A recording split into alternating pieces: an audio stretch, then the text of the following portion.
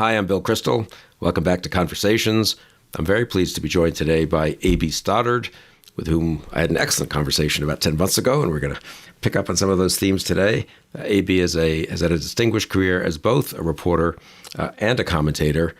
You can find her work at Real Clear Politics and occasionally, it should be even a little more occasionally, at The Bulwark, with some really excellent pieces there.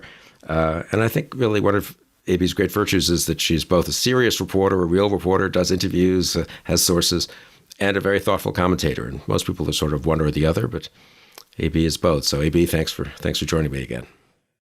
Thanks for having me again, Bill. It's an honor and a pleasure. Well, it's great. The previous conversation, which was in July 2022, stands up well, and we discussed Donald Trump and Joe Biden and Congress. And let's just go through those three topics today and see what's changed and what we have to say since July, but also since the election. So, Donald Trump, the Republican Party, you've been a consistent skeptic that the Republican Party could liberate itself from Trump, I think it's fair to say, and including when other people thought that was quite likely. Where do you think we stand on Trump in 2024 and Trump and the Republicans? Well, Bill, I mean, as of this time, he is clearly the kind of almost presumed nominee. It's going to take it's going to be a big mountain to climb for Florida Governor Ron DeSantis to try to overcome him. A Morning Consult poll I saw today has his lead over DeSantis now biggest ever at 43 points. This is May. What is this? Just to be clear, this is mid-May, May 16th. Just so when people look back a year and a half from now, they can give you credit for being, way ahead of the curve here in May. Or we'll be able to say, isn't it great that Ron DeSantis came out of his terrified corner and took Trump on and took him down? And that would be a great thing.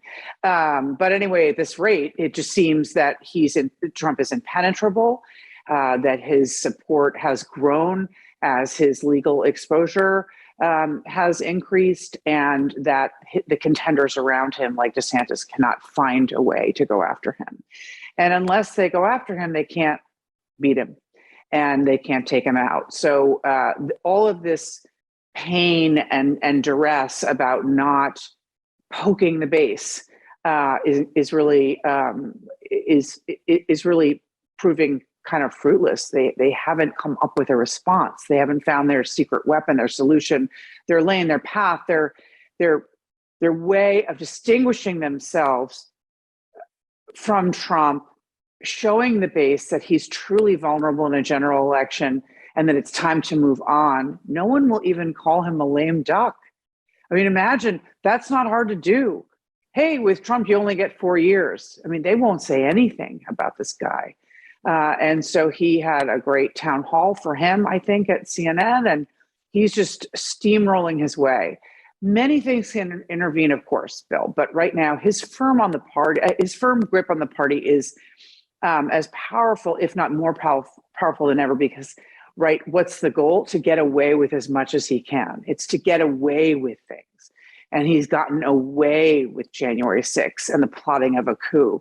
He's gotten away with being found potentially, first he stole classified documents from the White House, but potentially he obstructed justice and caused his lawyers to lie. Everything. The more this builds, the more intense the support. And the establishment and the elites who are not in the 2024 field, but are connected to the donors in this deep sense of fear about Donald Trump being their nominee, are still powerless in the face of his strength. Okay, well, there's a lot there, so let's unpack that a little. I mean, do you take it that DeSantis is close to being the only alternative to Trump? That, I mean, it's sort of 90%, that it's one of the two of them, 95%. I mean, you think it is? Do you think no one is going to come from 4% and have a dramatic run and upset both of the people ahead of that person? This is an amazing thing that you look at the same polls I do, that Pence and Haley are always number 3 and 4. Which is stunning to me. I understand the appeal of Nikki Haley, a very solid resume, a non-white woman. That's exciting to a lot of Republicans. Mike Pence consistently holds at third place, usually over her. Right now, I think in the Morning Consult poll, he's at 6%. He is now, as of today, going to launch allies are launching a PAC in favor as he, considers an exploratory committee. And we've talked about this before. We don't see his constituency. We don't see his path. But he is refusing to engage in the culture wars. His allies say if he runs, this likely campaign will be issues centric.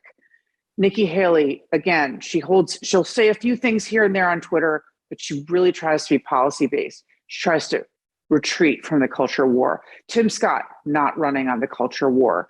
So if Chris Sununu and Chris Christie get in, I doubt that they will be running on culture wars. But Ron DeSantis is all in on culture wars. And he obviously has a solid resume of accomplishments he could be running on. I mean, he does, but he also just wants to be sort of second MAGA king in line. And he has the most appeal. So the others have to test the theory that the Republican primary electorate wants to move past the culture wars. And I don't think they do. And that's why it seems that Ron DeSantis would be the only fallback for the base.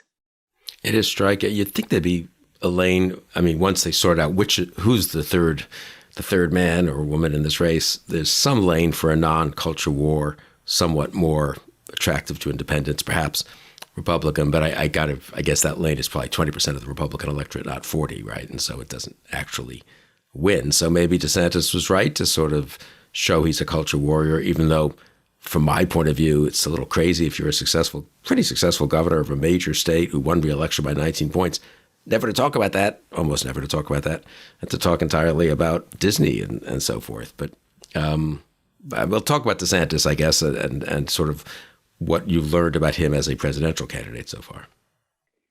Well, we all know, and you know this so well, Bill, that the idea of running for president, when everyone tells you that you have to do it, that you're the hope of the party, is very tantalizing. Again, he comes off this amazing 19-point victory, re-election victory, in which he won independents and Democrats. Just a resounding, stunning win. And people are telling him he's the next hope of the Republican Party, and he has to come in and save the Republicans from Trump. And the idea of with his wife's great encouragement, we reportedly know that of doing this is so different than doing it. And he's not even officially a candidate yet. But the guy looks so panicked. He now, obviously, as I said from the start, has not found a way to criticize Trump and separate himself from Trump. But even when he's standing at these podiums they always have him in, with big posters in front of the podium and people around him flanking him, and he has a new thing he's mad at that day: the Chinese buying property, the Disney Corporation, the groomer teachers, whatever it is he's going after. And he's going to have a new bill in the legislature to end this once and for all. He looks miserable. He always looks like he's counting the seconds until he can leave. And of course, there was that he took a recent trip overseas and he was in Japan. He was supposed to look like a statesman on a world stage. And someone just said, a reporter said, you're way behind Trump in the polls. And this video went around that looked like it was doctored. He looked so almost like he was on a very strong drug. So the guy has not figured out kind of a sense of comfort with himself as a candidate, a sense of confidence. He feels like he should do it. He's being put up to it. He has all the boxes checked. He also has a really impressive story, in addition to his tenure as governor.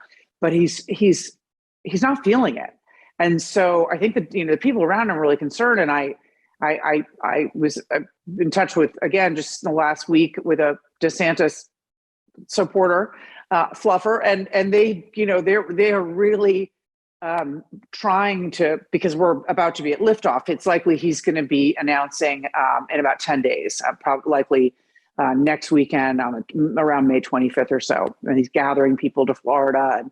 And so that's what they're anticipating. And they've been in these kind of emergency meetings. It was very telling that the Brain Trust invited Jonathan Martin of Politico down to talk to them, because they don't speak to the mainstream media ever.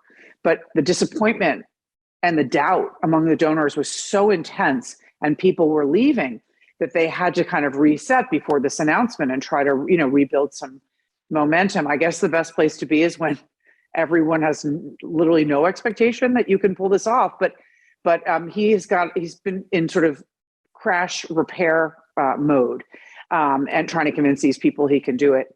But we haven't seen it yet. We just haven't seen Ron DeSantis in an interview, Ron DeSantis doing his job, looking like he knows his why and he knows his how of taking on Donald Trump. And so I think I'll believe it, Bill, when I see it, if he really has what it takes. But so far, you could always look good on paper, but when you get out under the lights, so tough. No, it's so different. I mean, I do think there's, of course, a very short-term price to be paid when you do reset and you have a little bit of panic and meetings and so forth.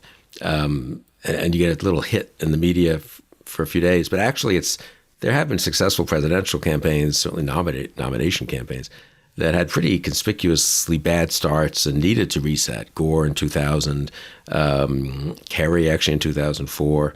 I mean, there's cases where people they neither won the presidency, but that's sort of different. But Obama was viewed as sort of floundering a little bit in the first few months after he really ready in 2007. So I do think McCain totally crashed and burned in 2007, right? And then, so in a way, I've always thought, resetting is better than not resetting, even if the reset is awkward. And I guess the question, though, is reset to what, right? And you identified 10 months ago the problem with running as I'm better than Trump, but I'm not going to criticize Trump. Trump's being unjustly persecuted. Trump was a very excellent president, but you need me. Why exactly? Well, because I'm younger, maybe, but Trump looks pretty vigorous. I can win, but Trump's kind of even with Biden in the polls. I mean, it is, you, Jonathan Last, our friend and the editor of The Bulwark, has made this point many, many times, that it's hard to run against someone when you don't make the case why you would be a better president than that person. You can, and then it becomes electability, and that's or fresh face, but that's a little tenuous. I don't know. What do you think? Does he? I guess that would be my question. Does he have to take on Trump, or could events, indictments, for example, wound Trump enough that DeSantis can be sort of, I'm not Trump, but I'm not taking on Trump? Right. So first of all, I totally agree with you about early stumbles can really help the maturation of a presidential campaign and candidate.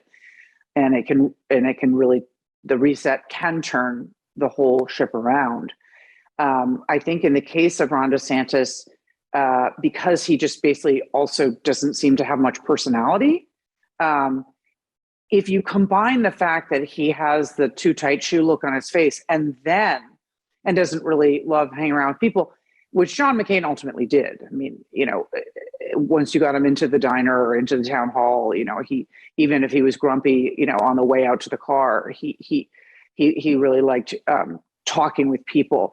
So if you combine that with the fact that he hasn't figured out his way to defeat Trump, when you run, this is the most surreal presidential primary where you have everyone saying, oh, he's the best president we've ever had, but I don't know. I guess I'm in this primary in case he has a heart attack or gets indicted. I mean, the indictments, first of all, I don't think he'll be prosecuted before election day. And I don't think there's a jury that would, convict him in this country. Because I think there always will be an outlier among the jurors. And then I just think, Ron DeSantis, we've seen him in a jam after the Stormy Daniels. And I mean, he tries to, on the one hand, on the other hand, but they're terrified of infuriating the base. And so it's just this idea that he's kind of both nervous in the lane, and then he's sort of has no destination, right? He doesn't have that plan like Chris Christie's articulated, which is you have to literally take this guy on. You have to say, you only get 4 more years.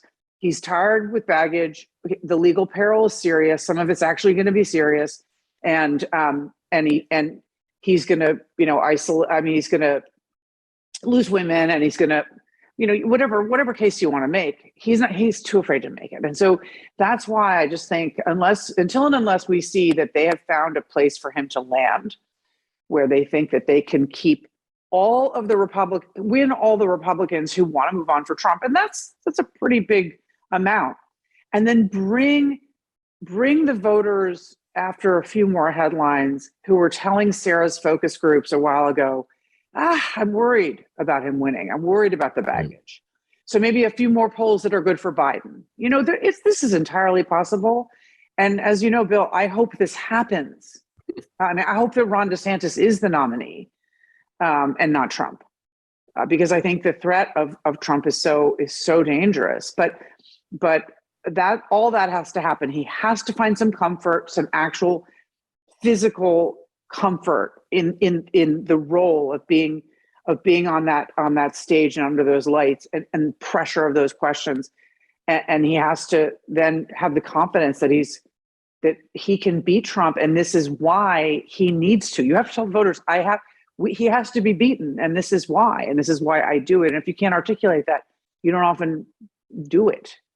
No, I think that's well said. And that's such an important point. And Trump does look cheerful in his own way and at home, comfortable, certainly on the stage. I mean, that was for me the take. I was traveling during the CNN town hall, and I'm curious to get your thoughts on that, but very curious. But I mean, what struck me from a distance watching some clips is Trump is good at this, and Trump has done it a zillion times.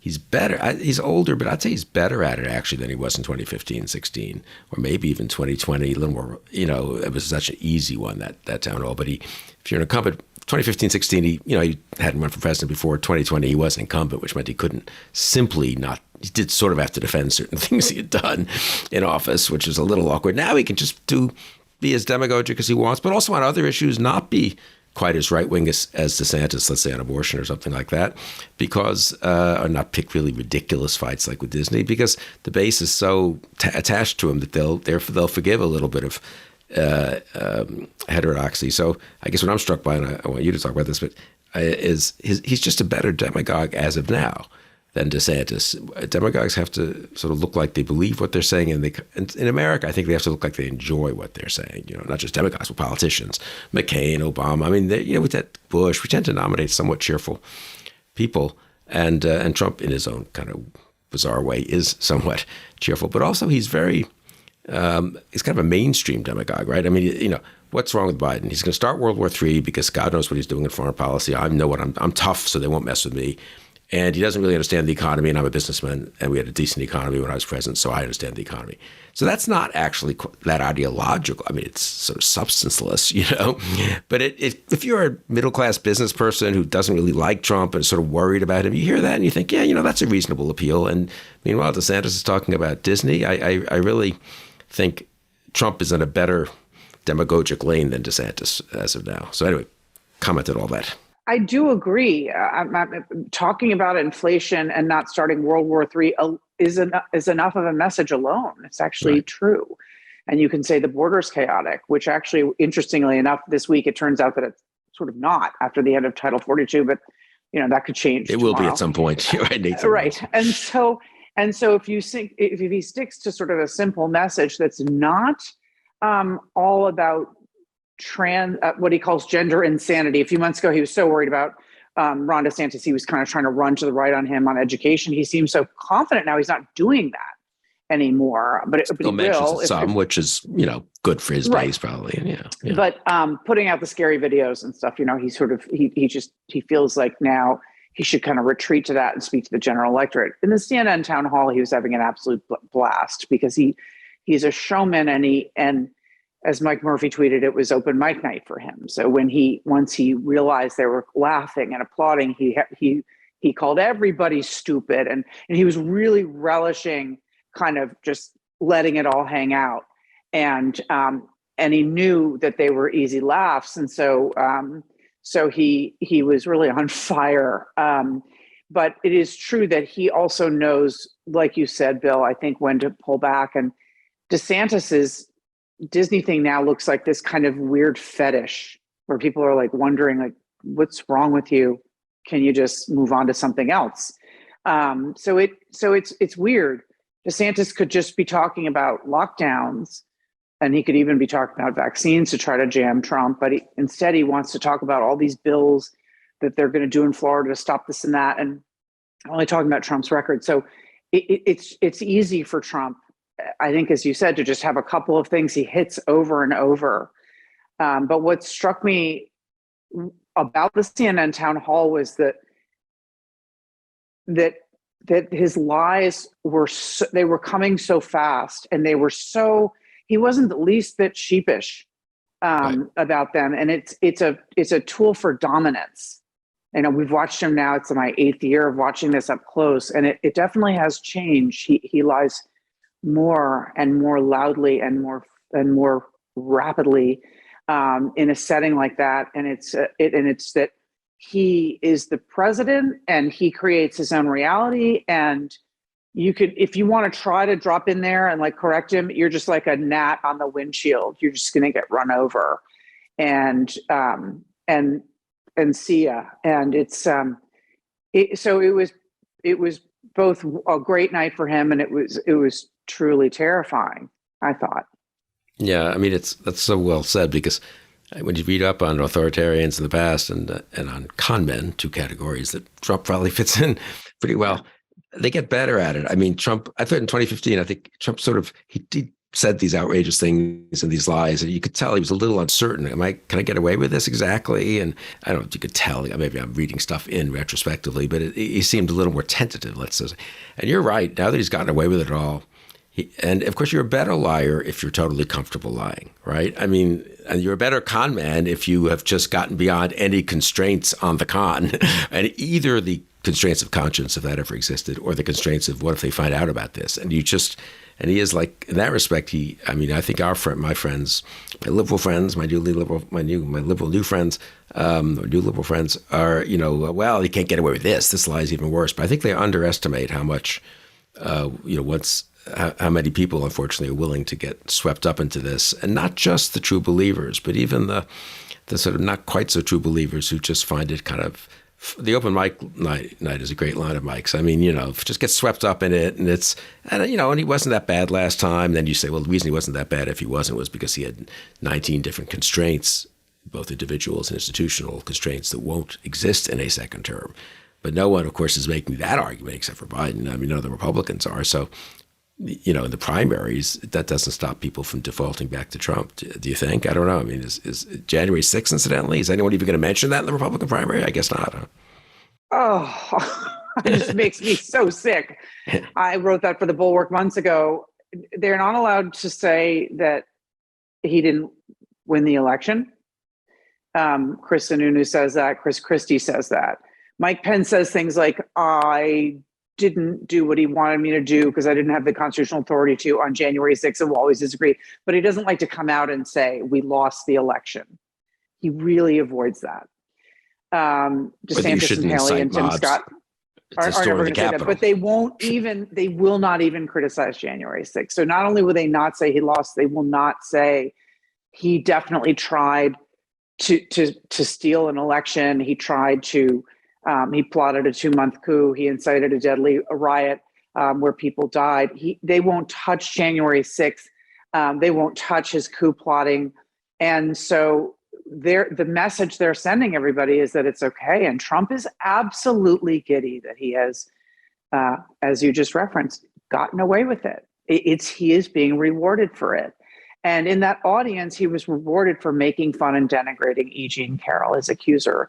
So he's gotten past the Stormy Daniels indictment into a civil defamation case where he was found liable of sexual, they call it abuse, but they lump that in with assault, for which he owes her $5 million, but people were laughing the very next day. So he's been rewarded by the primary electorate, and the fact that his rivals cannot bring themselves to criticize any of that.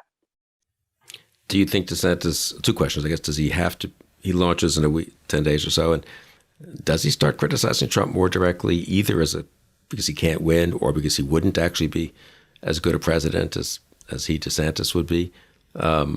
I guess that's, and also, what do you think of it seems like DeSantis' strategy is focus on Iowa and New Hampshire. If you win both of those, you're probably the nominee. If you win one of them, you have a shot at being the nominee. And that's how an underdog typically gets to at least parity with a front runner, right? You win Iowa, Obama won Iowa and so forth. You need to have McCain won New Hampshire in 2000.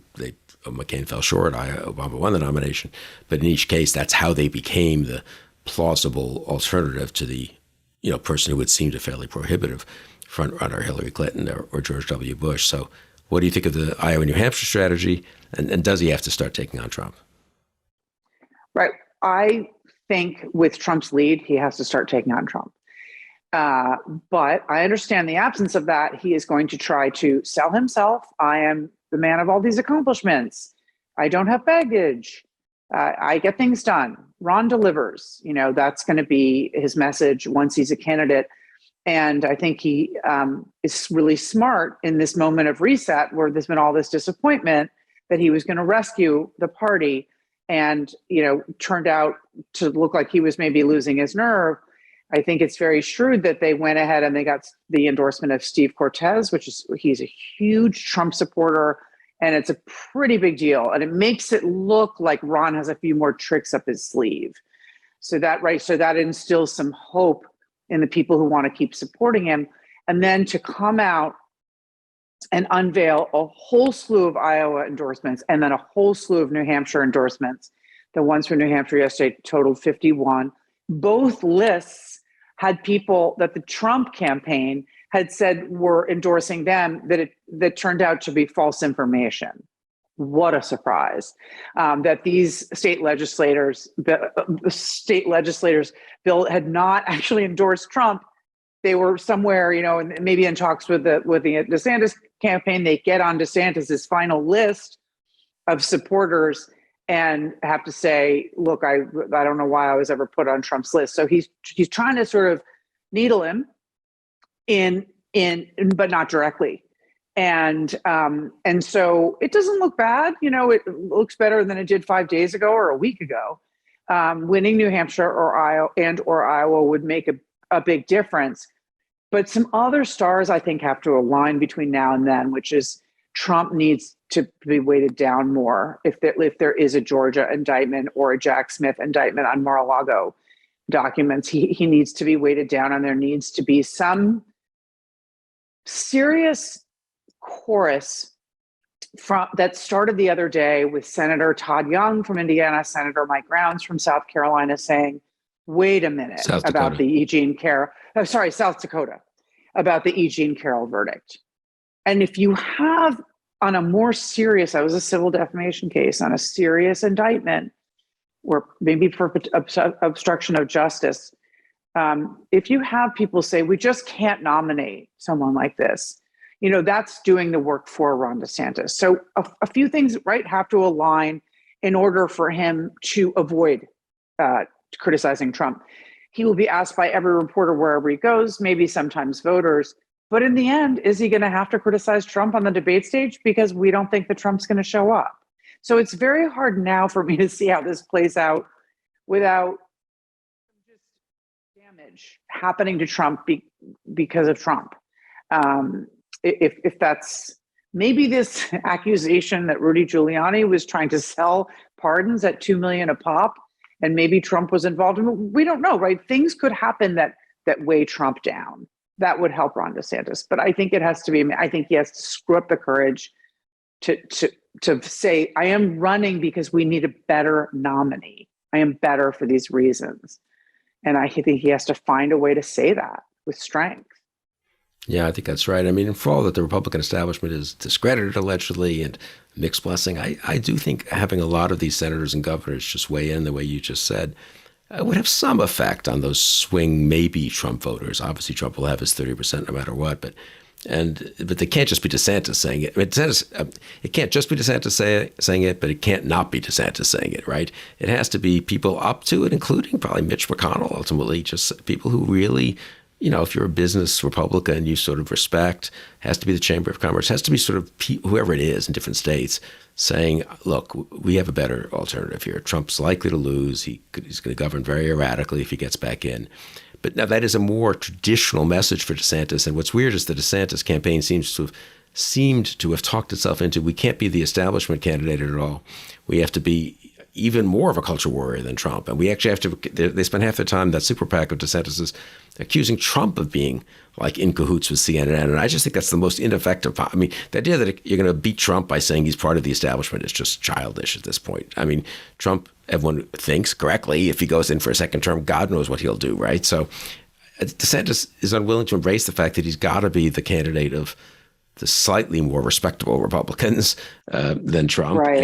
and mobilize those forces. But in a way, his campaign until this very last few days hasn't really gone in that direction. And then, as you say, yeah, I just think your point about him attacking Trump and distinguishing himself from Trump is so important. And you said this 10 months ago. If had you get up on stage and say, "I love Donald Trump. He's a great president, great guy, unjustly persecuted by the libs, but hey, vote for me for president." It's like, I don't know, the guy's been president for 4 years. He won the nomination twice. He's the only Republican to win a general election since 2004. A little hard to say, he can't do it again, or he shouldn't do it again, unless you say he can't do it again or he shouldn't do it again.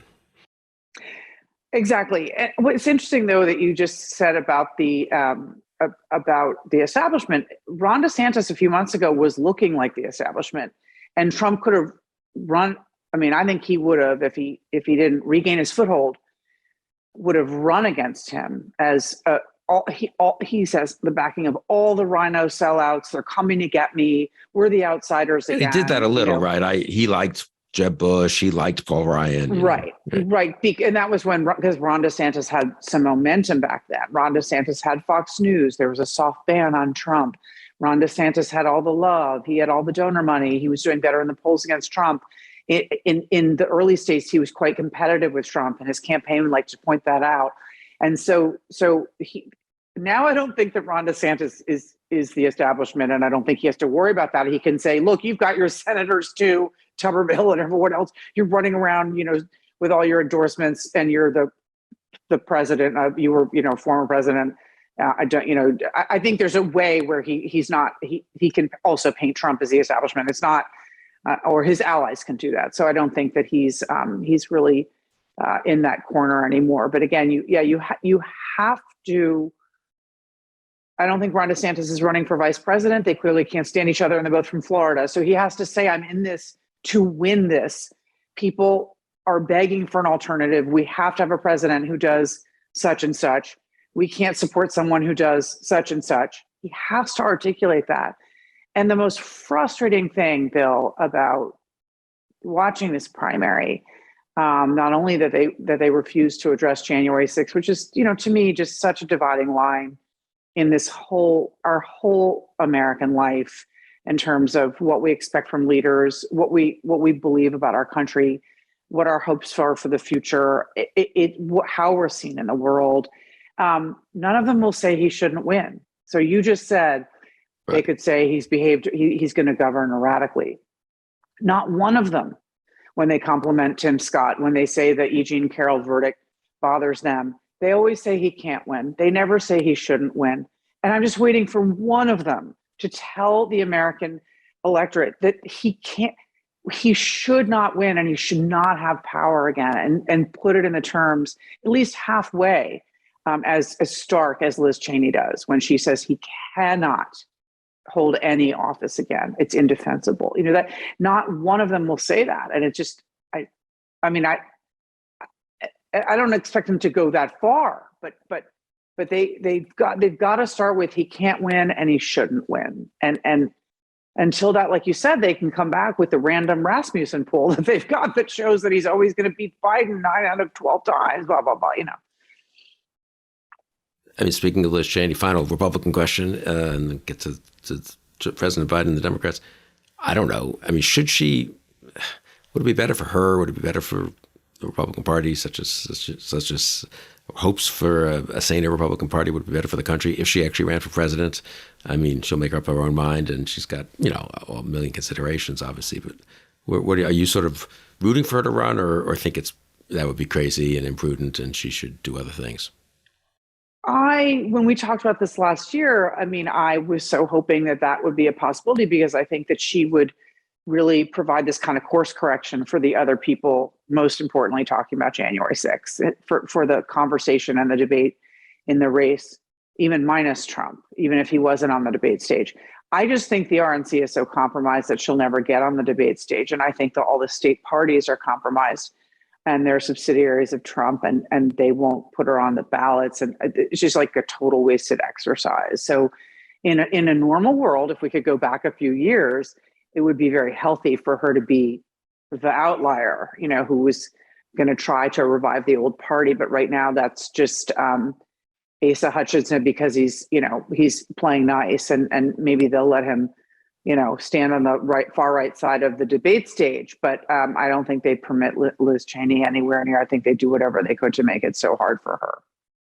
Yeah, all they have to do is say you have to pledge to support the nominee, and they won't hold Trump exactly. to that pledge, but of course they would hold Liz to it. So yeah, right. But they're not going to hold Trump to it.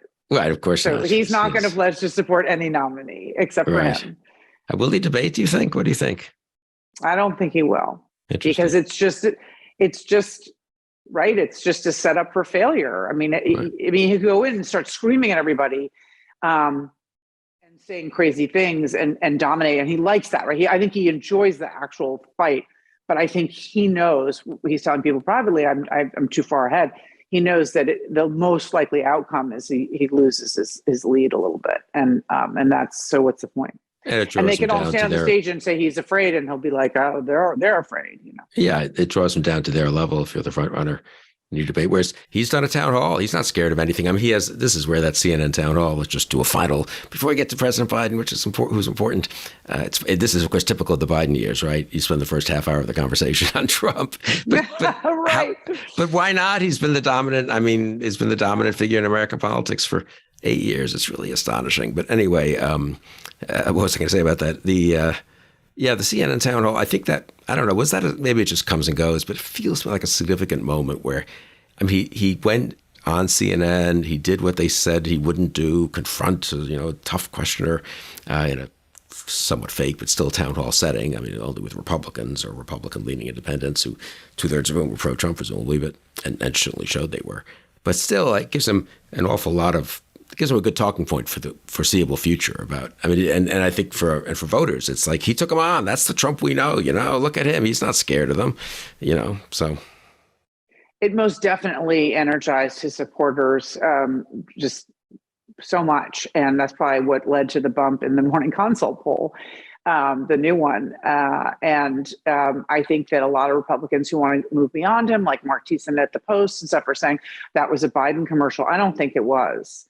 And to your point, Biden wants us to keep talking about Trump because he thinks it's better when we talk about Trump than when we talk about him. But I don't, and I think the White House was trying to say that it was all that they too were trying to say it was a Biden commercial, but I'm not so sure. So I think that ubiquity is power. Trump's always known that. At least it is for him. It works for him. And so the more you see him, the more desensitized you become, et cetera. I mean, obviously I'm for Biden over Trump by not even close call. But I got to say, and I saw just the clips, but Trump looks energetic and in charge and enjoying himself in that debate. And presumably, if he's as healthy a year from now, he'll look that way in a presidential debate. And so getting to President Biden, I mean, you thought he wouldn't run 10 months ago, and that was sort of my view or my wish, I guess, that he might think about arranging a transition, even if it's a messy primary, to the next generation and so forth. But it looks like he's running. So what do you think? Is he running? Will he continue to be running? How much of a problem is the fact that he'll be 82? And he doesn't look like, I say this totally not about his mental acuity or anything, but he doesn't look like Trump up there on the stage, So, and I think they can say till they're blue in the face that, well, Trump's also an old guy. He's only 4 years younger than Biden. But I don't know. I think there's a pretty different. And maybe the difference in looks doesn't matter. I mean, if you think Trump's a threat to the Republic, you'll vote for Biden. It's not a problem that his gait isn't as limber as Trump's. But I mean, I don't know. So give me your general take on all right. this. You talk to a lot of those people, and you're in touch with them. So first, it is strange because we've seen the presidency age people, most recently George W. Bush and Barack Obama, and we didn't really see it age Trump too much. And I agree with you that he really didn't look like he'd aged much. I don't think he looked like he aged when he was at the CNN town hall. And I don't know if that's what orange makeup does for you, but he didn't look, the way that when you look back at clips from 3 years from 3 years before, when you're dealing with someone in their, second half of their 70s, whatever, you usually notice it. So he's definitely seems like he's, very vital. He wasn't even sniffing. I don't think he was on his little Diet Coke medicines that he takes, but But Joe Biden has visibly aged in office. And before I start on all this, I always like to preface it by saying it's not that Joe Biden is not worth voting for. Obviously, he is, and Trump is unacceptable. It's just that I still remain completely stunned that he decided to run again. I don't know that he's going to make it a year and a half on the campaign trail to sign up for another 4 years and tell us that he can lead the free world until January of 2029. I don't see that. So, having covered the Congress for all these years, I know that you can function highly as U.S. Senator well past, well into your 90s. And that's what, Chuck Grassley's doing right now at 89 or 90. Joe Biden could do that. Joe Biden's in great shape for an 80-year-old. It's just that being president of the United States is too draining, a job for when you are 80. So we were very blessed to have him in the time that we did. I believe he can continue to do his job for the next almost 2 years. I think he's doing an incredibly important job, particularly overseas, in a way that other Democrats probably couldn't have obviously handled so effectively. I believe that he has not lost his. I don't believe he's lost a step mentally. I just spoke to someone, a member of Congress who was with him just a few days ago, and said it's not that he doesn't know what's going on. He's not confused, but he's really tired. He speaks more slowly. At the State of the Union, he was shouting. He was obviously some Red Bull. Then the next day, his voice was hoarse. He went straight to Wisconsin, and he was tired. There's a reason. And people say, "Oh, he doesn't do anything until 10, and then he stops at 4." Well, Trump never showed up at work. I mean, he didn't come down till 12. He watched every single cable show and then screamed to people on the phone for half the day. Joe Biden can actually do this job without working that much. It's just that in a presidential campaign, when you're doing things like you're going on a lot of airplanes and you're going to events at night and stuff, it shows. I mean, it shows his age. And so I just think, when I think about the fact that that he's so tired now, that he's visibly aged so much since the campaign began in 2019, that he's not going to be able to hide in a basement. I just don't have. Intuitively, I just feel that he might not be on the ticket in November of 2024. I don't like saying that, but I always believed it was untenable for him to run, and now he's running, and I still think it's untenable. Even if his health holds up, and let's hope it does, of course, and that he sticks to his determination, how much of a problem do you think it is that, fairly or unfairly, his vice president, there is some chance of her having to assume greater responsibilities or even take over, obviously, in a second term? And how much is the fact that she doesn't seem terribly to have been at a very successful vice presidency, again, fairly or unfairly, that's the appearance. How much of a problem is Harris as the running mate to Biden? So I think him staying on the ticket and just limping to the finish line is a problem, because I think that for a lot of Americans, Bill, they don't follow politics at all. And they can be decisive in these elections. 45,000 votes, fewer than 45,000 separated Trump and Biden in 2020. It was not the blowout that everyone said it was going to be. The 8 to 10 points in the polls, the 8 million votes. No. It was in 3 states. That's how you win the election, through the Electoral College. And Trump almost won. And so if you think about those voters who they're not tribal. They're not the people that we worry the most about, the most partisan, the most activated.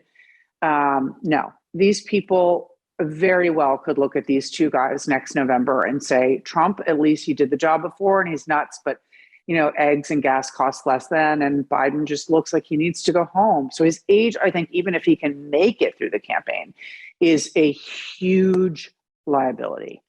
And if they're just trying to pass the presidency on to Vice President Harris, maybe that's the plan.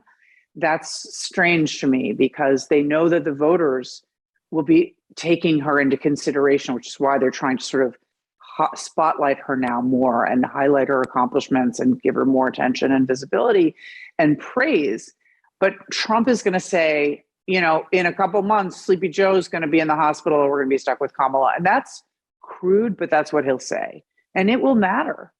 And especially if he picks Nikki Haley and he doesn't have someone crazy like Carrie Lake as his VP, I don't know. I mean, we just, right. We just, that actually could matter. These two old guys, one clearly older, an unpopular vice president. So that's a real factor that could be part of the conversation. So we know that he probably ran because he was afraid of the open primary that you and I have been advocating for a year, and afraid that that would open up divides in the party, and that people will get upset that he wasn't openly endorsing her. But he can't openly endorse anybody because the voters pick the nominee. So it wouldn't have ever been appropriate for him to do that. But I feel that he was probably talked into running again because people were too afraid of those divides and of alienating Black women, the most critical constituency in a coalition. So that's likely what happened. It doesn't look good for their prospects. He, as the great James Carville said on Conversations with Bill Kristol, the age thing gets worse each week. It doesn't get better. I mean, my other slightly heterodox and maybe incorrect reason for hoping half a year ago for a generational turnover for Biden not to run, even if it's a messy primary, was that people are unhappy with the country, and that's the mood. It's been the mood for quite a while, and it's understandable after the pandemic and everything else, and a challenging world and so forth. So the normal argument that, look, an incumbent's always better, especially if he doesn't have a primary, which Biden presumably won't, always, not a serious one, always better to have an incumbent than a kind of open seat, which is in effect what would happen if he were just to step aside. I mean, I take that point. Incumbents usually win. They don't always win, obviously, as we saw with Trump and as we saw with George H.W. Bush. I served in that administration, and Jimmy Carter. So people overdo a little bit. We had a string of 3 incumbents winning with Clinton, Bush, and Obama, and everyone decided that's kind of the nature of things. But, they were actually pretty close, some of those elections, at least Bush's in 2004. Anyway, but I feel like in a wrong track, when the mood is wrong track in the country, to use the pollster's term, I'm not so sure being an incumbent is such an advantage. I don't know if Josh Shapiro or Gretchen Whitmer or whoever you want were the nominee, they could say, well, I don't entirely agree with what President Biden. I think President Biden should have done a little more on crime. You can be obviously you're going to be the Democratic candidate. Obviously you're pro-Biden. Obviously you're going to praise him effusively at the convention, and it's all going to be, no one's going to. There's going to be a lot of praise of Joe Biden, but I just think having someone who could do a little bit of distancing wouldn't be crazy in this environment. But maybe I'm just underestimating how bad the primary would be, how nasty the debates would be, how much of an advantage Biden, having done it for 4 years, would be. I mean, those are all reasonable concerns on the other side, I suppose. Of course, I'm with you, Bill, that I think that if Biden said, look, we have this great, to use Bill's this great pair of leaders, Governor Whitmer of a blue state, of a swing, important battleground of Michigan, and Reverend Warnock, senator from the important swing state of Georgia. They're the next generation. They have their own ideas. They need to make a new Democratic Party, but most importantly, they are in touch with the America of today, and Donald Trump is not. And it's time to turn a page, and that old man needs to go home just like me. I just think it would be incredibly energizing to have when the entire country is dreading the choice of Trump and Biden. They don't want either one. So I think that I always thought that was the right thing to do. And of course, they would have a little independence, like you said, to create distance, while obviously championing the issues that unite the party, and abortion and mass shootings. Are top of mind for young voters and will very much drive the turnout of young voters in the next cycle. And so they could concentrate on the things that they agree on while saying crime is a serious issue. And, we need to control the border, or whatever they would need to do. But to know that you were locking down critical electoral college states with next generation leaders against Trump would be obviously the smartest move, I think. And I think you said to me a month ago, we were just chatting, that the thing that undercut the Stoddard Crystal plan the most was probably the 2022 results, where Democrats outperformed, right? Yeah. And so last year, when you and I talked, I was expecting a huge there was so much tension last summer between the progressives and the moderates in the Democratic Party, and this divide that was the hangover from the Build Back Better fight. And the progressives didn't get what they wanted.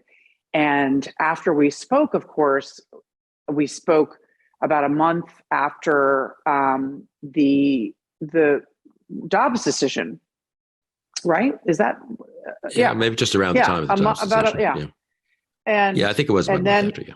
And then I guess they had just passed the gun legislation, but then there was this slew of the CHIPS Act, the PACT Act, and then, so all of a sudden they went to the midterms with this serious rage against the Dobbs decision in their, helping them, and then also a slew of legislative accomplishments. And everybody united around the abortion decision in the party. They didn't fight with each other, but they still expected, to lose a lot of seats, in which case they were anticipating a huge kind of come to Jesus moment in the party. I thought that was going to affect the leadership elections, and it would have. If there was a slaughter, it would have been a huge fight about how to mobilize young people and all the stuff that the far left always talks about, and how to swing districts. And that didn't happen. They were not able to divine a message except that abortion helps us. And so they never had the talk. And so it's so interesting. Biden was a good leader, and it looked great for well. Biden. Right. Yeah. It looked great for Biden. He defied history. And so they carried on in a united front. And I, again, as you and I said, another opportunity to say, this is going to be a great first term, I'm going to be a great one-term president, and the midterms is another accomplishment, but still walk away. But he dawdled, right? It was going to be after Christmas and after the State of the Union, and then he goes all in, and it's just, the midterms were no excuse for him to run. It's no mandate for him to run, but another thing I think the people around him tell him is another one of his strengths, that he's always underestimated, that the middle of the country understands him, that the Democratic candidates running in the most tough races were able to decouple and distance themselves from him, that he is not toxic, that Americans don't energize against him. And that all can be true, and you can still be too old to run again. Yeah. Yeah. You talk to so many members of Congress, staff, but really members mostly, privately and sometimes off the record or background. I'm just curious, on both the Republican and Democratic side, how discomforted are, most of the Republicans with the prospect of Trump? And is that going to have any effect? Let's revert to our earlier conversation about Trump for a minute. But then I'm very curious on the Democratic side. Are they confident? Are they worried? Or they just feel like this is the hand we've been dealt and we have to play it out? And I don't know. What are they telling you? Democrats are very worried, and they wish that he had stepped aside, not stepped down from his job, but refused a second term. And they feel stuck with it, and there's nothing you can do. No one's saying anything on the record. And they believe that this is an enormous risk. And are they worried about the general? They're in touch with their own districts. A lot of them are. I think swingish. Yes. I think that the serious-minded Democrats know that the age issue alone, right, could decide it. That's just a fact. We have close elections, and Trump has survived and come back, and looks like he's going to be the nominee. So some of them will definitely tell you, oh, he's going to lose. He's totally going to lose. We're going to take the House back. But a lot of them are very worried. And then universally that no one wanted Biden to run again. On the Republican side, they're having trouble. Just on the Democrats, one more minute. I'm so struck by what you say, because I talked maybe a little more. I talked to some of them, but I talked to a lot of the sort of not-for-profit world, the Democratic democracy activists. And they're much more confident that Trump will lose again, and MAGAs are clearly a minority view, and they say these outrageous things, and they're struck with these outrageous positions, all of which is sort of true. But I am struck, if I can extrapolate it just a bit from what you're saying, that the elected politicians who actually were in touch with voters, unlike democracy activists, much as I love them, who aren't in touch with voters, but they're not running for anything, that the elected politicians the elected Democrats are more nervous about the general election in 2024 than the Democratic good government types. Is that your sense? Right. Not all. The closer they are to the voters, the more nervous they are. Exactly. So if you're from a safe district, you're like, he's going to lose again. It's going to be awesome. We're going to take the House back. We're going to be the majority. And if you if you saw what happened, in New York, let's say in 2022, basically tipping the majority to the Republicans, in seats that they lost because Kathy Hochul ignored crime and gave herself a competitive election, and Lee Zeldin was, a good candidate and surged a bunch of turnout among Republicans and swing voters, and they picked up a bunch, some seats. I mean, look, people. There's a reason to be nervous, and enough people are feeling that reason. I'm just saying, but I do want to give you that caveat that there's so much dismissal, like it'll be the fifth election that they lose with Trump, and that could be true. I just don't buy that it's a slam dunk for Biden at all. His numbers are terrible. Low turnout for Democrats will be the key to Trump's victory, because there's apathy in the coalition. They've erosion with Asians, erosion with Black voters, erosion with Latino voters, and they have his Biden's support among Black voters has dropped 30% in 2 years. I mean, this is really horrible.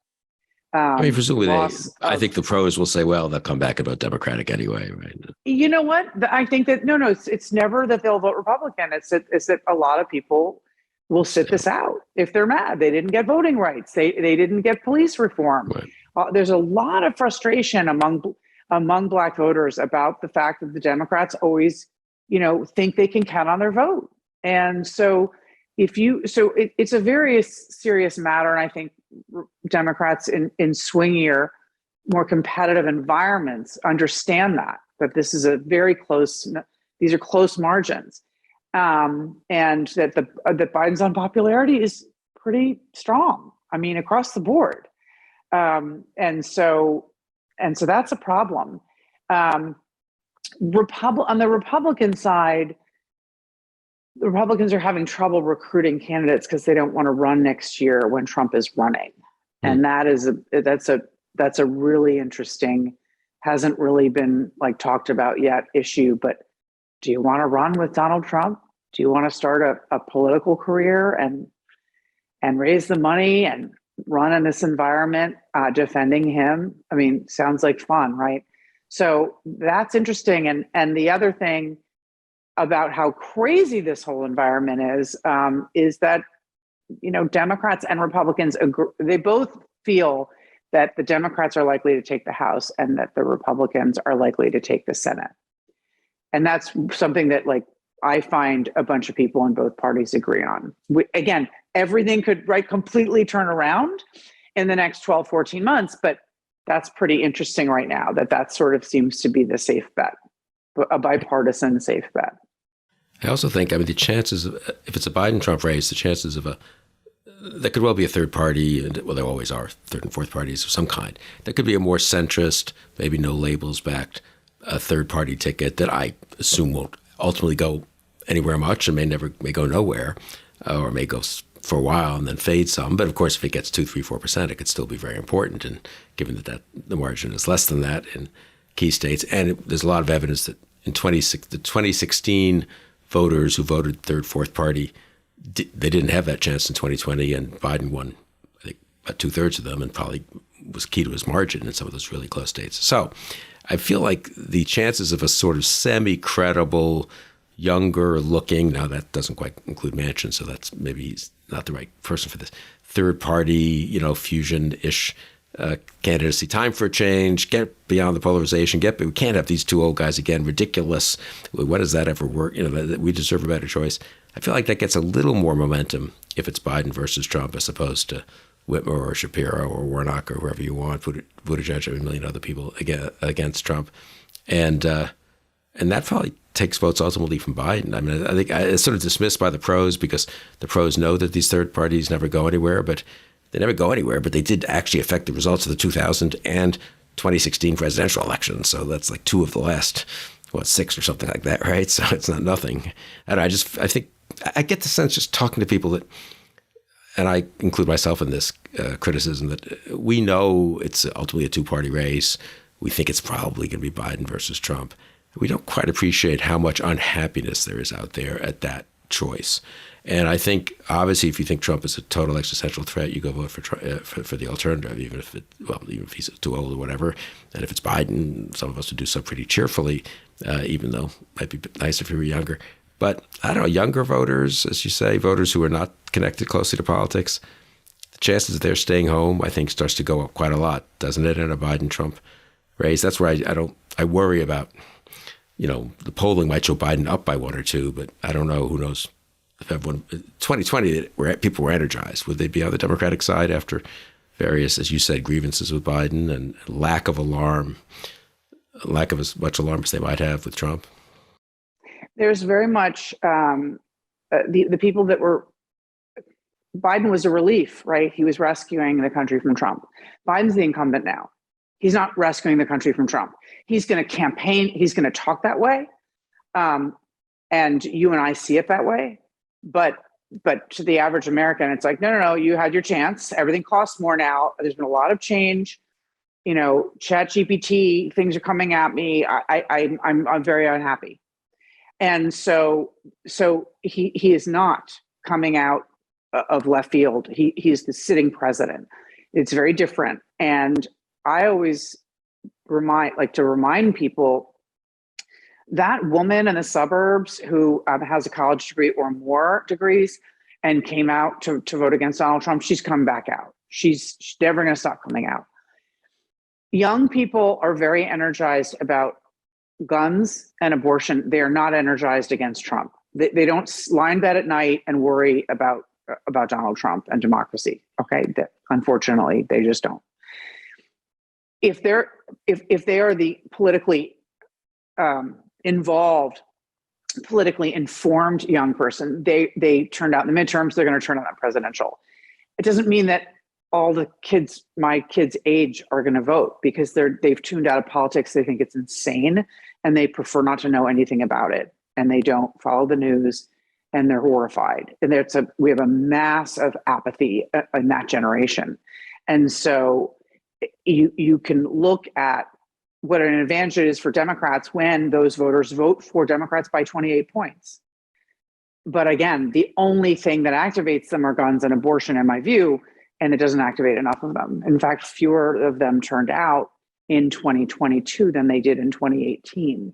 So it's really a question of how many voters can they get off the couch on the Democratic side. And I think it's harder than they think. It's not Biden coming in to rescue, to give us a break from this man who's literally telling Bob Woodward that the virus is dangerous while he's lying to us about it, telling us to drink bleach, all the madness. Lafayette Square on June 1st of 2020, just one thing after another, right? We could never catch a breath. We've caught our breath. People have forgotten. So it's a different dynamic. And I think that Democrats just assume that it's the same as 2020. It's not. No, that's very well said. I think it's very shrewd, actually. People always want to fight the last election, but it's very different when you're the incumbent. God knows I was in the George H.W. Bush White House, and he wasn't a bad president at all. And people are tired. They want to change. Now, changing back to the guy from before is very unusual, and especially when it's Trump. So there's the Republicans probably would be better off to just nominate Nikki Haley and have a normal quote election and win in a wrong track environment. But having said that, yeah, I agree. Trump's not as much of a disqualifier as a lot of us would hope. What about the Hill? We talked about Congress. You cover it almost full time. We covered White House too, but we thought it might be pretty crazy this year. So far, it's been a little crazy. We'll see what happens with the debt ceiling in the next couple of weeks, but maybe a little less crazy than we expected. But I mean, how much turmoil do you expect to see from Congress, from the investigations, debt ceiling, Ukraine aid votes? Or do you think maybe at the end of the day, we'll look back if we talk again in December and say, didn't really change the dynamics of American politics, didn't really reveal that much about either party? Or will it? I mean, what's your guess and what's your analysis? Well, the debt ceiling debate has been so interesting because I really assumed, that Joe Biden had some kind of plan, and it would be a process jujitsu exit ramp where he gets to say, I didn't give them spending cuts on the debt ceiling. They didn't hold it hostage. They gave me a clean debt ceiling increase. But I am in favor of clawing back COVID funds and doing some things and making these budget spending cuts in the budget, in the annual spending bill. And so if there was a way to suspend it for the summer, punt it to the September fight, that's what we all kind of anticipated, and that didn't happen. And then at the same time, Kevin McCarthy's strength, and I think he is not a political strategic thinker, and he's blundered in different ways that have really built his reputation. I'm not taking back my criticism of him, but he has outperformed expectations because he is very, very good at what McConnell and Nancy Pelosi are good at, which is the carrot feeding of the individual members and constant communication with the rank and file about their needs and wants. He doesn't have master strategy in his brain the way that Mitch and Nancy do. He's not a badass in the way they are. He is a bumbler. But something has happened since the 15 rounds of voting for Speaker, where he has managed to keep the loudest Freedom Caucus members who were full of threats quiet. Matt Gaetz is quiet. Chip Roy is quiet. This is an incredible accomplishment because he was able to get them around the table to agree on a bill that would increase the debt ceiling. Most had never said, they said they wouldn't vote for a bill to even increase the debt ceiling. So they voted for this bill with all their cuts. They united as a conference, and they remain united as a conference. He convinced all of them that if you start going on Fox and crapping on me, it's gonna hinder my hand with Biden.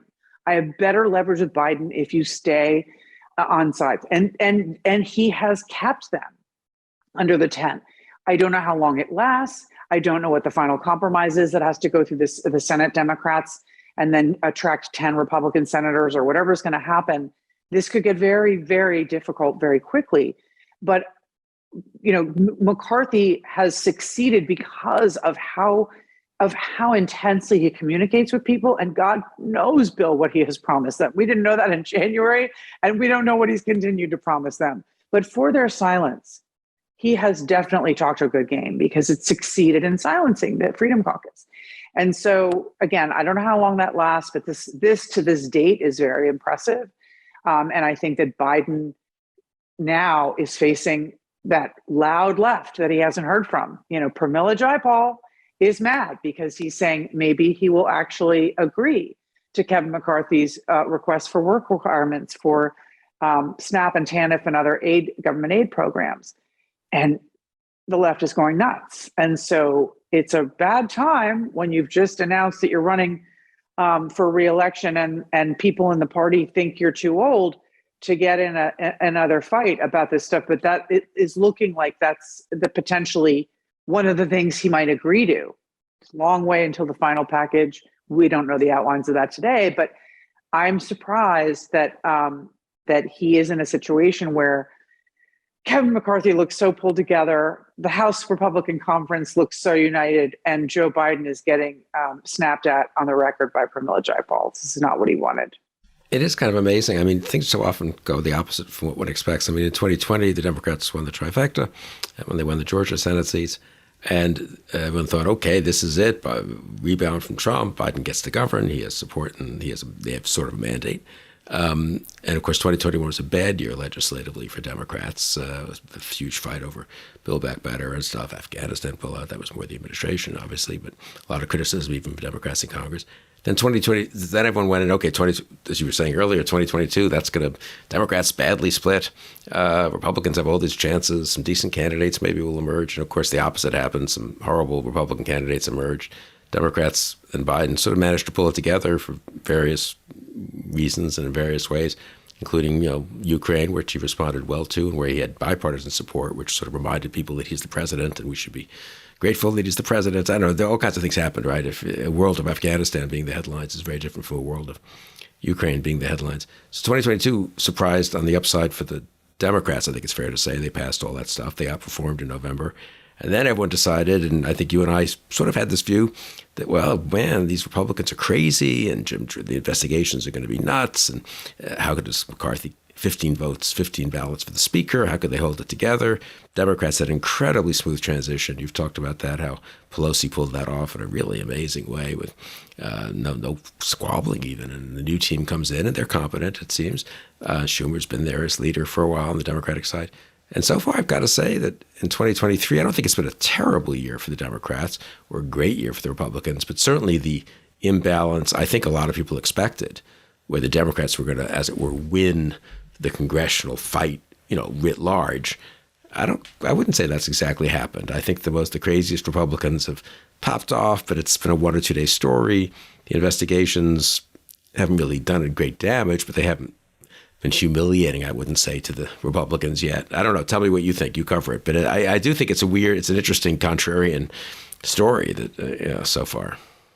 I think what's interesting is what has allowed, again, we don't know entirely what's allowed Kevin McCarthy to succeed besides the fact that he works it really hard internally. But he only spoke out in terms of Ukraine funding. He spoke out strongly in support of Ukraine when we least expected it a few weeks ago, right after Tucker was pulled off the air. Right. And I think that bodes well for the fact that there are still there's still support among the donor class and much of the elected elites, for supporting a fight against Vladimir Putin, the invader. And that is a good thing. I think that once Kevin McCarthy figured out that it wasn't a wave and it wasn't a slaughter and he didn't have enough seats to impeach Joe Biden. I mean, I think with a big margin, he would have been under serious pressure to do so.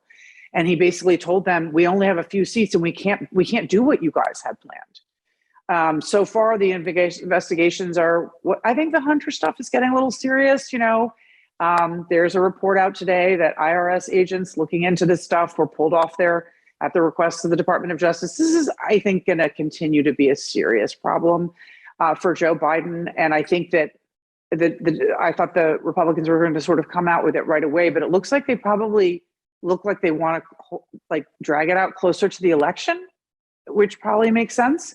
But they're dribbling out some good headlines because good fundraising stuff.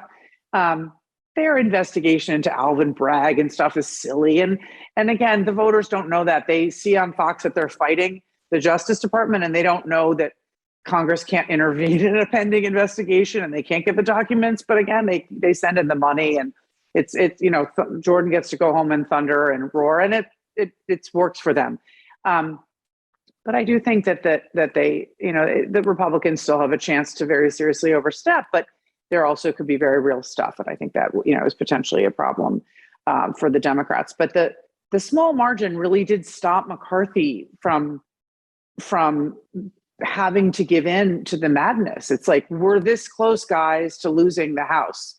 A couple of you could get sick or die, and we're going to be back in a Democratic majority. So just hold your horses.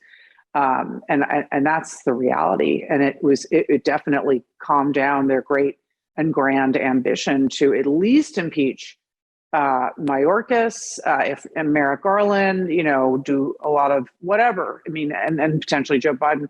They're not pursuing it because I think they feel the very real, knife's edge between having the Democrats take power again. So that's what I was expecting. I was expecting a big Republican margin that was going to buffer them and let the crazies rule. So it's a challenge for the Democrats to respond to that. And they need to get their head around the fact that McCarthy has landed in a good spot right now, at least tactically. No, that's such an important point, and we'll close with that. I do feel like the Democrats haven't done a very good job of taking all these mini scandals and embarrassments, George Santos and stuff, and they haven't really wrapped it around the Republicans' neck. So it's sort of, well, Santos is a bizarre story, and here's the latest detail of that. But no one thinks, I don't know, that somehow shouldn't the speaker do something about that, or shouldn't his colleagues do something? And that's been true of Gosar and others. And so the Democrats are not very good at sort of attaching the worst things any one Republican member does to the whole conference. And McCarthy has done a decent job of getting Marjorie Taylor Greene and Gates and all to to speak up less. I guess that maybe the speaker vote thing, which was sort of a short-term embarrassment to McCarthy, was kind of also a wake-up call for all the others that we can't go through. It would hurt them all if they went, if everything just broke. They needed to ultimately come together and play the hand they had. And but as I say, on the flip side, I am struck at the Democrats' lack of political skill, it feels to me like. I mean, they should be, I don't know, maybe I'm wrong, and maybe they're holding back their fire, it's too early and so forth. They did all vote for this budget that has all kind of budget cuts, the debt ceiling / budget legislation that does have a lot of budget cuts in it, presumably. We'll see if they can make Republicans pay for that. Right. Well, they've tried. They tried to say it was cuts to veterans and stuff, but I think they're used to only sort of fighting against Trump. And I will add, Bill, it's not beyond the possibility, because Trump said so at the town hall, and he has since said on Truth Social, if the Republicans don't demand this and they don't demand that, and of course he recommended that they do a default. So, look, as this gets more difficult in the next few weeks, it's not. And then, of course, even if we move beyond this, he's going to try to force them to shut the government down again on the government funding fight for September. He wants them. He wants the confrontation, and he wants, and he wants to, kind of be their leader and dominate and push them around. So I'm going to be surprised if he stays out of it. I mean, I think he's going to be when it gets really tense and there's like some real stuff on the table. If it looks like McCarthy's about to convince his members to support it and it can pass Schumer's Senate, I'm sure Trump's just going to get in there and editorialize. He could be an exacerbating factor, and he could make it very hard for McCarthy. Hard to see why he wouldn't, but I guess stranger things have happened. But I mean, he's a huge wild card, as you say. I mean, in a way, the best case for Trump is if he gets to scream and yell about how it's a sellout, and then and then quietly let it go through, not actually put too much pressure on members. Because Trump does not actually want, presumably, I mean, in a certain way, he wants, I don't know, does he want a crisis? I mean, it's true, if we have a huge crisis and default and the market's down 2,000 points in one day, I suppose Trump says, this is what I warned you about. It never happened when I was president. This is Biden. I mean, I don't know. Trump could sort of win either way. Or if it doesn't happen, he'll attack the Republicans for selling out on the Hill, which the base will like, and there'll be no consequences. I don't know. Maybe we're being too. I'm glad you weren't watching CNN, Bill, but when he said, I think this time we have to do a default, she played him tape of him in office at the Resolute desk saying we cannot toy with this concept and we can't, it's far too dangerous and it's not even remotely on the table or something like that. And she said, why'd you say that then? And he said, because I was president then. Yeah. Like he was amazing, enjoying the fact that if he could tank the economy and it on Biden's watch, that it's no sweat off his. So it was one of the low moments of the night, and there were many. Yeah, but that's such a revealing one. I don't know if I'm glad we close with that, but it's appropriate to close because it is so. I mean, it's utterly shameless. You shouldn't be able to say that, which is literally saying, of course, if I'm president, I can't tank the economy. If Biden's president, who cares? Let him pay a massive political price. We'll just blame him. But just, what do we call that on saying the quiet thing out loud or whatever? But that's what Trump does. But I don't know. He's paid no price, right? And in some ways, people thought, yeah, that's right. That's why we need to have him as president again, because when he's president, we won't have this crisis. Hey, any last thoughts that we haven't covered? That we've covered a lot, but I guess so if we get back together in Christmas or at the end of this calendar year, debt ceiling will be big, I suppose. Possible government shutdown, and where we end up on that in September. Ukraine aid. I always hold out the hope that the Biden administration, because they went through this in 2011 and they have been talking about this and studying it for years, that there's no such thing as prioritization, that even talking about that sends a message to global markets, could threaten our credit rating. They were never going to have another downgrade because we came too close in 2011. I mean, that they had put so much mental energy into this from experience. I still am sort of holding out that maybe in the end this isn't a big deal and they come up with something, to get through it. And I don't think that it's going to hurt Biden's numbers if McCarthy ends up looking good. I don't think voters are going to go, boy, Joe Biden didn't play, six-dimensional chess and Kevin McCarthy got the better of him. I think we'll just move on, and it'll just be good for Kevin McCarthy, but not bad for Joe Biden to have averted default. But but I do think, and I really hope, I'm really being optimistic on Ukraine, that we're in a situation now where people got mad at Ron DeSantis in the party about his remarks. Donors left him over those remarks, and he equivocated. And that, that message from Kevin McCarthy, I thought was very promising. So I'm hoping that it's very bad for Joe Biden actually going into re-election, I think, if it looks like we are in a quagmire and that he's not giving Ukraine the ability to win. He's just giving Ukraine the ability to not lose. If that drags on into next year, past the 2-year mark, I think that actually is an electoral liability for him. So I think he's invested in their success. I think the Republicans are going to help out with that, I hope. So I don't think that being a big thing, but I'm just focused on Biden and Trump, and I just have this weird feeling that something will intervene. At least one of them will not be on the ticket. I think there's more drama in store. I think that's a good prediction. And no, I have the exact same totally irrational kind of gut feeling. Somehow, of course, analytically, Trump's the most likely Republican nominee, and Biden's overwhelmingly likely to be the Democratic nominee. And yet somehow, deep down, I can't quite believe we're going to have Biden and Trump a year from now. But we will that lack of belief is worth nothing. So I don't know. We'll have a long time to accept it.